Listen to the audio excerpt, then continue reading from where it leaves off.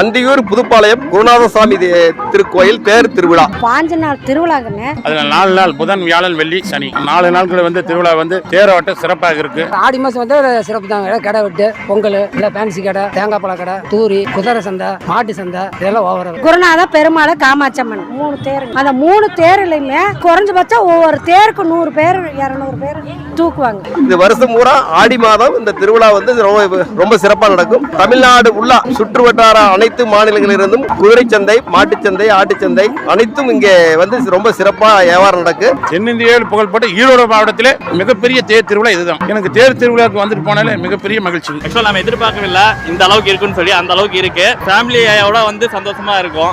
இப்போ டிராகன் துரியும் அந்த மரணகனை பார்த்து வந்தோம். நல்லா இருக்கு, நல்லா என்ஜாய் பண்றாங்க. இந்த வருஷம் கொஞ்சம் அதிகமா போட்டுருக்குன்னு சொல்லி சொன்னாங்க. அந்த மாதிரி நல்லா தான் இருக்கு பாக்குறதுக்கு. ட்ரெயின், குதிரை, அப்புறம் இந்த காரு விளையாட்டு நிறைய இருக்கு ப்ரோ. அப்புறம் அந்த பலூன்